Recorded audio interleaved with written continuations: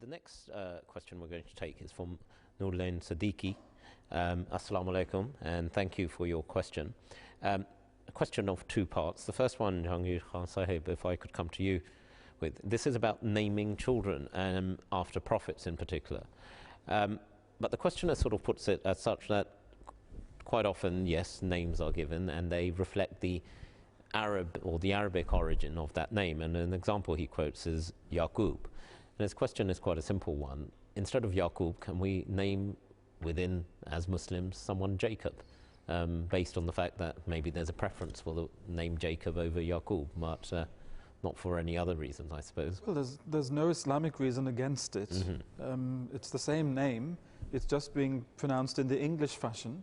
Indeed, there are many names in Islam which have other, versions of them in other languages. Like, for example, we have the name Shams, which means the sun in Arabic, and we have the Persian version of that, which is Khurshid. And we have both names which are in vogue. There's no harm in it. Mm-hmm. But we have to remember that it shouldn't be done out of a sense, an inferiority complex, because this does occur in certain cases where people feel a little bit inferior vis-à-vis their own heritage. And just for that reason, they prefer to call their children whatever is more acceptable in the host society.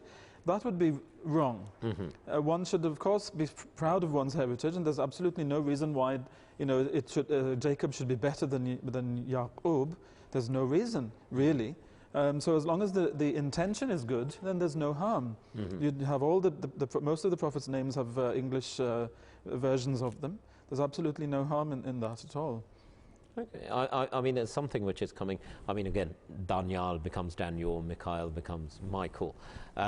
But there's an interesting element to this, Jahangir Sahib, as well, that before Islam, some of these names existed anyway. So it's not a question of, particularly, say, if someone has converted from another faith or from no faith to Islam, can they retain their original name?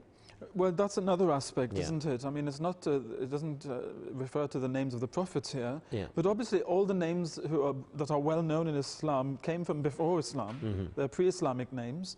And whichever of those names which didn't have any bad connotation to them, the Holy Prophet Muhammad ﷺ did not have them changed.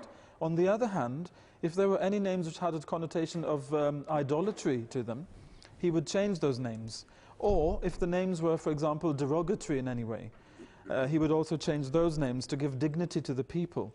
So one of the Islamic aspects of giving names to children is that you should not give them a bad name.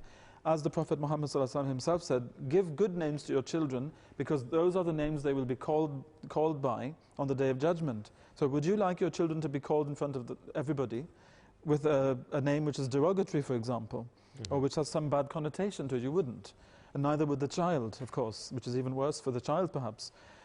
So this has to be borne in mind. But in the case of the Prophet's names, of course, all the Prophet's names are good names, and it's up to the person to, say them in the English way or say them in the Arabic way, but they should not be ashamed of their heritage either. No, I'm amused. Someone was telling me a story about a cook that they once thought was called Paddy. And when the cook appeared, they actually realized it was someone called Pradeep. And sometimes people do take English names, as you rightly say, to avoid their cultural heritage. Yes. But then Jazakumullah for your answer, as ever. And Nurlain, you have your answer there.